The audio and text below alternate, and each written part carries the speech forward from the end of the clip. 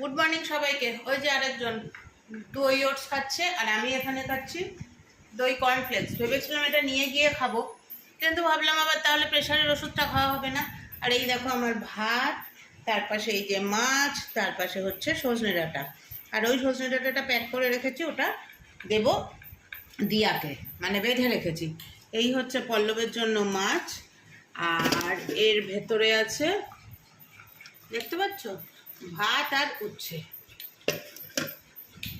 চলো খেয়ে নিয়ে তাড়াতাড়ি বেরোতে হবে, টোটো চলে আসবে। কি বলবো, শুভ সন্ধ্যা বলবো। এখন বাজে হচ্ছে 9:05। অফিস থেকে এসে, অফিস থেকে এখন বুঝতেই পারছো একে মার্চ মাস, তারপরে মান্থ এন্ড, অফিস থেকে ঢুকলামও, ফোনে কথা বলতে বলতে এসে পেমেন্ট করানো এগুলো চলতেই থাকলো। তারপরে ফ্রেশ হয়ে সন্ধে দিলাম, দিয়ে বসে আমি দুটো গার্ডার বুনলাম, দেখাবো পরে তোমাদের।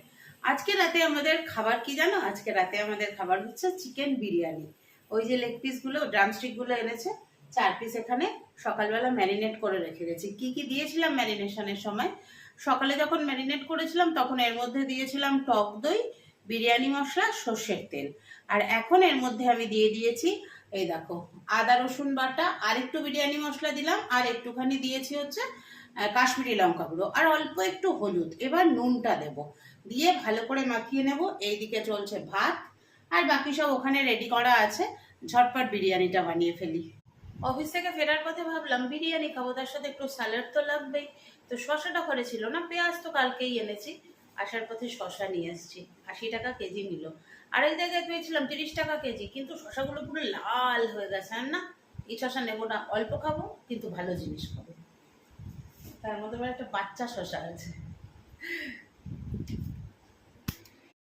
বেরেস্তা রেডি, ভাত রেডি, এখানে পেঁয়াজটা ভাজা হচ্ছে, আলুটা একটু সিটি দিয়ে নিয়েছি প্রেসার কুকারে নুন হলুদ দিয়ে, ডিম সেদ্ধ রেডি। আর এই যে ম্যারিনেট করা চিকেন। চলো তাহলে চিকেন হতে থাকুক। চিকেনের নিজের জলেই চিকেন সেদ্ধ হয়ে যাবে, তারপরে দমে দেবো পরে, পল্লব আসলে তারপর দমে দেবো। দেখো আমাদের বিরিয়ানি রেডি। মানে 10টা ড্রামস্টিক এনেছিলাম, তার মধ্যে এখানে কটা ইউজ হয়েছে? দুটো, চারটে আছে। দুবেলার না, কালকেও তো লাঞ্চে খাবো এটা। কালকেও লাঞ্চে এটাই খাবো। দেখো কি সুন্দর হয়েছে বিরিয়ানিটা, দারুণ দারুণ। চালটাও ভালো মনে হচ্ছে। চালটাও ভালো, গন্ধটাও ভালোই ছেড়েছে চালটার, ওই জন্য গন্ধটা দেখেছো? বাহ, মানে আজকে রাতে ডিনারও জমবে, কালকে লাঞ্চও জমে যাবে একদম।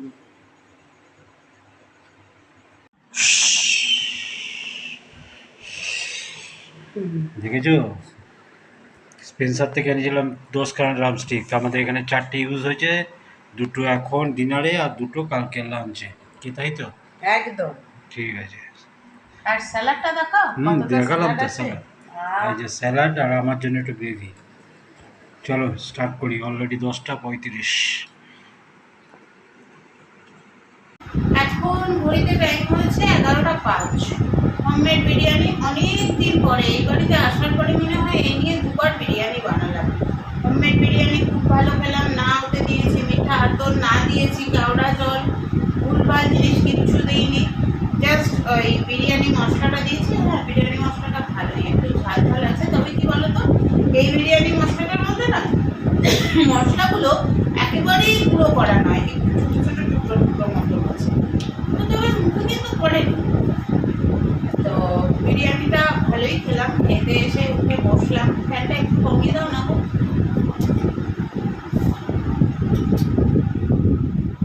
ফ্যানের আওয়াজটা ডিস্টার্ব করছিল। খুব সুন্দর সুন্দর কয়েকটা জিনিস আরো বানিয়েছি।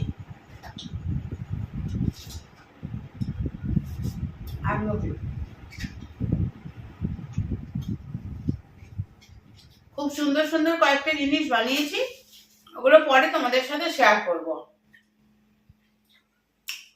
আজকে একটু তাড়াতাড়ি শুয়ে পড়বো, আজকে আর কিছু দেখবো না, কারণ কালকে আদরের রেজাল্ট। কটার মধ্যে বেরোবে তুমি? আমি তো 7টা 5। 7:05। আবার এরপর ক্লাস কবে শুরু হবে? যাই হোক, ক্লাস শুরু হলে আবার আগে বেরোনো, এখন একটু দেরিতে বেরোবে 7:30টায়। আর কালকে আদরের রেজাল্ট মানে আমার ছাত্রেরও রেজাল্ট, সকাল বেরোবে বলে আমি ভাবলাম যে না আমি ভিডিওটা করি।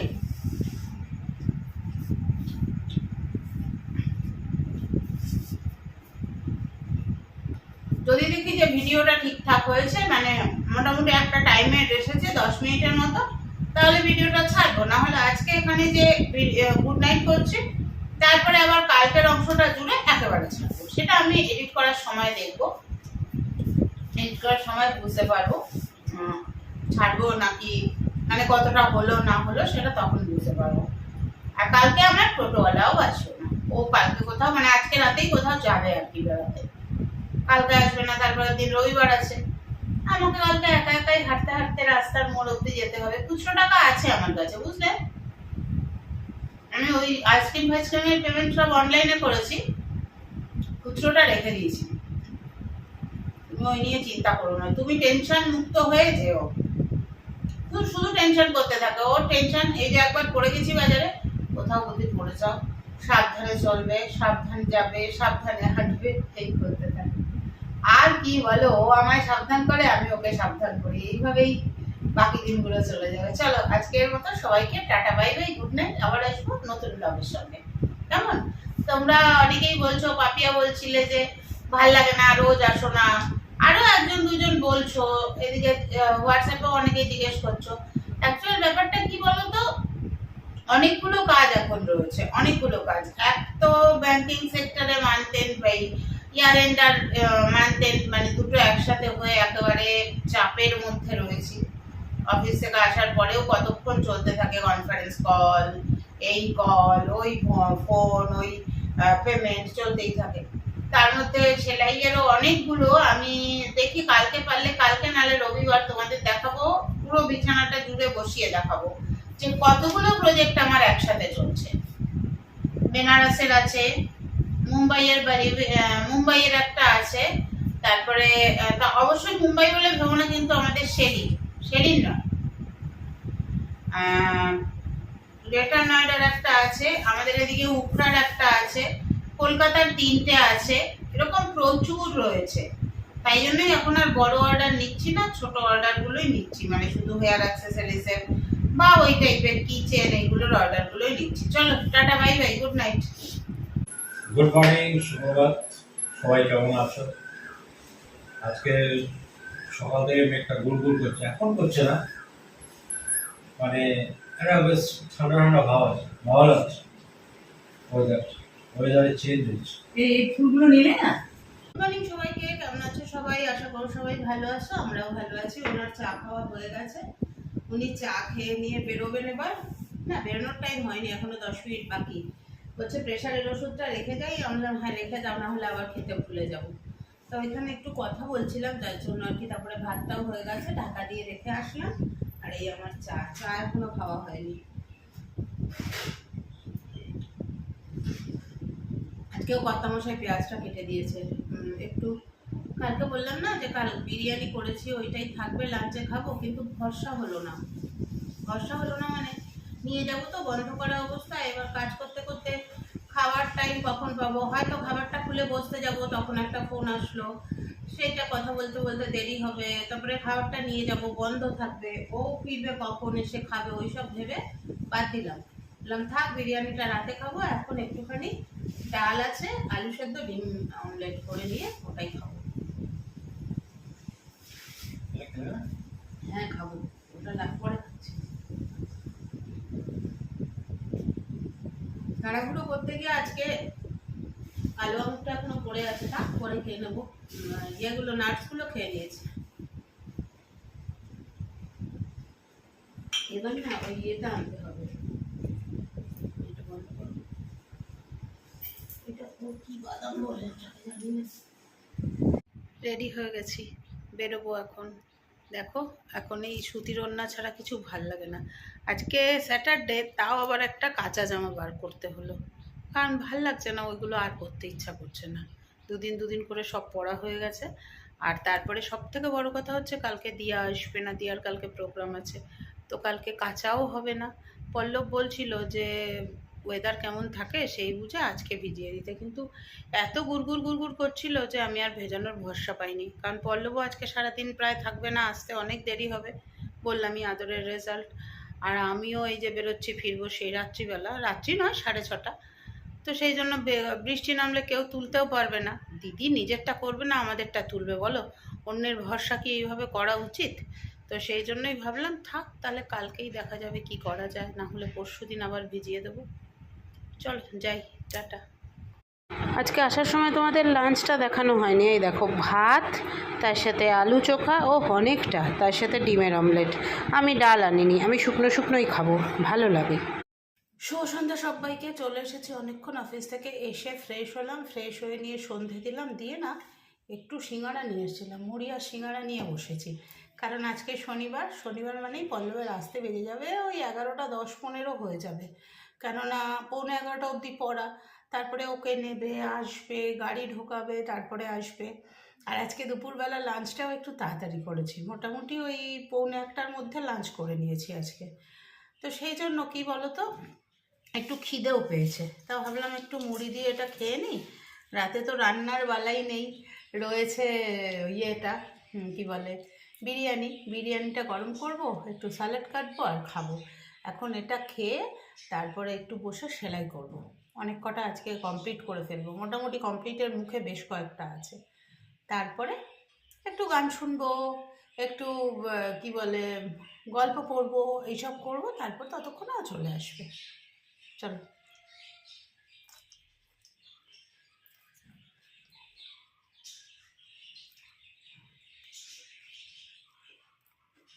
আজকে সেই বিরিয়ানি গরম করেছি, এখন নিয়ে বসেছি। রাত্রি বাজে 11:20-25। এই যে, আর এই যে আমারটা। দুপুরে তো খেলাম না, রাতের জন্য রেখেছিলাম, খেয়ে নি। কালকে দিয়ারানি আসবে না, দিয়ারানির কালকে প্রোগ্রাম আছে। তো ও যে সকালে বাসনগুলো ধুয়ে গেছে, সেগুলো যেমন প্রতিদিনের মতো তুলে দিয়েছে। আর আমাদের বাসন সেরকম কিছু ছিল না আজকে।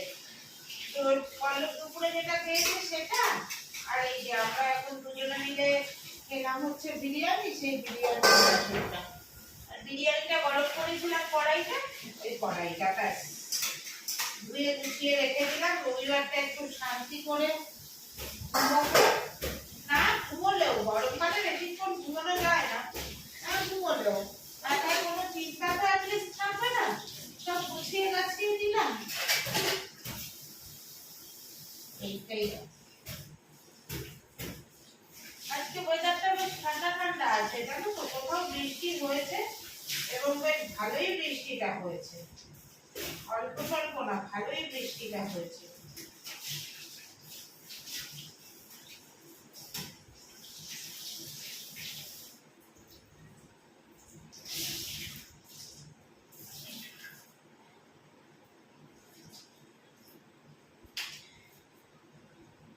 মেলে দিই,